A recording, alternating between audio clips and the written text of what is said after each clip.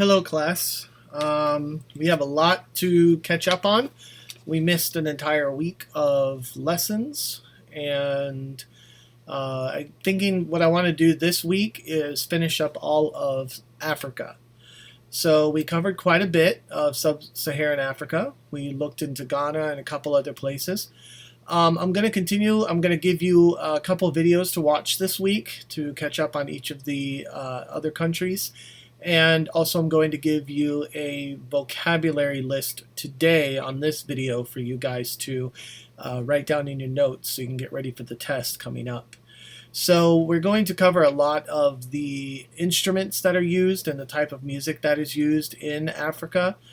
In particular, down in Nigeria, South Africa, Senegal, and Zimbabwe, and a little bit of Congo. So a couple of the things I want you to think of are a couple of instruments. So we didn't really get to cover a lot of them in Ghana, but Ghana uses a lot of drums with their polyrhythm and their drum ensembles. So one of the first things you need to understand is a djembe. Djembe. D-J-E-M-B-E. And that's your typical hourglass-shaped drum that they use over in Ghana. You also see the use of a dono, D-O-N-N-O, dono, which is a double-headed hourglass-shaped drum that is used over there as well. It's the larger one. Along with that, they will also be seen to use shakeres a lot, S-H-E-K-E-R-E. Basically, they're gourds that are covered in beads, and then they can do this to them, move the gourd, and it gives a nice little percussive sound. Moving on, we also have the atumpan, A-T-U-M-P-A-N. Atumpan drums are large bass drums that are used inside their ensembles as well in Ghana. So the other one that you're going to hear a lot of over there are the talking drums. I'm going to play a clip for you of the talking drums. They were used mostly for sending messages long distances. So they were used basically in a kind of coded speech to be able to send from one village to the next an important message. They would use these talking drums and then to mimic human speech.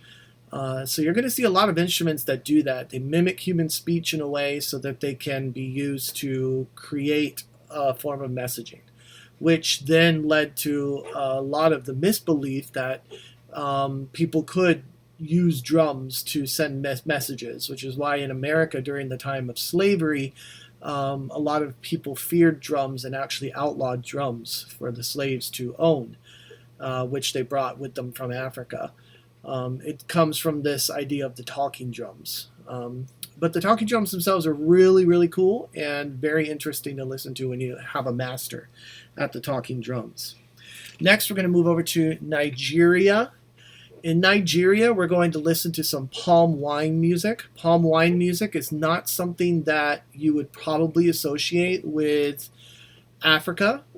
It's a very soothing type of singing with a guitar. It's really fun to listen to. I enjoy listening to it when I'm relaxing. It's basically just a solo singer with a guitar singing some folk songs, and that's called palm wine singing.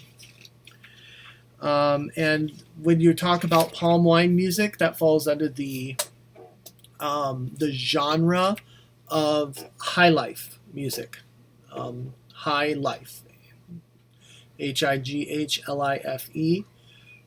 So it's kind of like their genre. The genre of high life includes palm wine music. Moving on, we're going to move on to Central Africa, and we're going to head into the Congo. And in the Congo, we're going to look at an interesting tribe called the Pygmies. So the Pygmy tribes, I'm going to give you guys a documentary to watch on the Pygmies. It's really, really interesting. There is some animal cruelty in it because it follows along with the Pygmies and shows them during their hunts and how they live, and they kill an elephant. So some of you will get off on that, some of you might not, but it's just a really good documentary that follows the Pygmy lifestyle. They are very musical in nature, and their music mimics nature itself. So they live amongst nature. They are always constantly around nature, and so that makes sense that their music would mimic nature. So when talking about the pygmies and what they did musically was they mimicked nature. So you're going to hear a lot of nature sounds in their music. It's very vocal, so it serves two things. One, it's because it mimics nature, and therefore, mimicking bird sounds, monkey sounds, and such. It mimics that which they're used to and which they love. Two, it can carry for long distances in the jungle. So when you have noise like that can carry long distances in the jungle, it serves as a purpose for warning, serves as a purpose for calling, for lots of different things that the pygmies could use music for in celebration and the hunt. After the Congo, we're going to move on to Zimbabwe, where we're going to talk about the mbira, M-B-I-R-A. And the mbira is a type of instrument that's actually a subset to idiophones. So you know how we have idiophones, aerophones, chordophones, membranophones. Now the idiophone has a subset underneath of it, and that subset is called lamellophones. L-L-A-M-E-L-O-P-H-O-N-E. So the lamellophone includes the mbira and the kalimba and all of these instruments that are like that from Zimbabwe. So these things are like empty gourds or some wood, empty wooden bowls, and they have a covering over them with a small hole. And then on top of the hole are these little pegs that you can pluck that are usually metallic, like the one I have in my class that you all mess with all the time. So we're going to hear a little bit of that, how that sounds from the Zimbabwe tribes and the music that they make with that. We are then going to move over to Senegal and Gambia. And in Senegal and Gambia, we're going to learn about the Jali. The Jali are a group of musicians, and they are minstrels. And their job is to create the music and the folk music that they hear. And their instrument of choice is called the kora. And the kora is like a homemade instrument. It's got a big drum bass that's got skin tied around it. And then all of it is put together with some fishing line, and it's all a bunch of strings that they can play like this. They play towards themselves with this fishing line, and it creates a really cool sound. It's actually really, really interesting.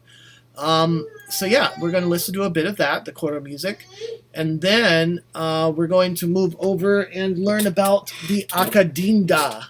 The akadinda, aka D-I-N-D-A. And the akadinda is a type of xylophone. It's a giant xylophone. And that's from Uganda. And in Uganda, they use the akadinda as sort of a community involvement type of thing. So this giant xylophone made out of wood, it sits on the ground, and it's not played by just one person. The community comes and they all play different parts on this akadinda. So you've got one guy playing in the low notes, one in the high notes, and creating this lovely type of music all on one instrument. So that's going to be pretty cool. And then lastly, we're going to move down to South Africa. And in South Africa, we're going to look over the Mbube Choir. So with the Mbube Choir, it's M-B-U-B-E. It's a choir that formed down in South Africa. It's an interesting type of sound. It's got different vocal parts, a lot of harmonies, and a very unique sound. You've probably heard it in like The Lion King. They use a lot of Mbube choir sounds, or in the Jungle, The Lion Sleeps Tonight by Lady Blacksmith Mambazo, who's a famous group that we're going to listen to with their Mbube choir. Also, one thing I want to do is try to see how unique this is, but it kind of has some similarities to gospel music in America, and how they both kind of developed alongside each other without really coming from each other, but they did come from the same roots. So what could be the similarities between those? So we're going to be looking at that during your analyses. Other than that, yeah, we'll have the test, and just understand it's your integrity. I want you to use your notes. You won't be able to just Google stuff on this test. because I'm making it very unique to the videos I have you watch, and very unique to our discussions. So it's not going to be something you just Google up and get the right answer. So make sure you're taking notes. Make sure your integrity is staying, 100%. And I do hope you all are doing well. Please hit me up if you have any questions. My office hours will be Fridays from 10 to 1. And that is going to be office hours via Skype or Zoom, and you guys can hit me up there. Let me know that you want to meet. I will be online. I'll be ready to talk to, answer your questions. And, I can have more than one student in there too. So if I get 10 students that really want to talk about something or didn't understand something on Friday, we will cover it in a Zoom meeting in my office hours. I'd be happy to. I miss you all. Hope you all are doing well. If you're going to have any trouble with any of the things, let me know. Now, these videos will be posted up on Facebook, and I'll have them listed under days that you should watch them. But, if you want to watch them all in one day, go for it. Just make sure that you can focus and that you have the attention span to go through them. I know you're going to be busy with your live lessons, with your other classes. That's why I decided, we did not need them. I think we'll do better this way with some lectures that I'm going to put up like this with some vocab, and just let you kind of go on your own. Now remember, after you guys watch a video about any country, the field journals due. Okay, so we're going to have a couple field journals put up. That's a paragraph or 2 paragraphs about the country. Those field journals, first one that goes up is Ghana, then we're going to have Nigeria, then we have Congo, then Zimbabwe, Uganda, Senegal, and then South Africa. Okay, so don't lax off on those. Those are super important, and I won't be able to remind you in person about them. So make sure you guys stay on top of those, okay? So if you have any questions, please email me or put it up in Google Classroom, and I hope that you enjoy what I'm going to put up for you. See you.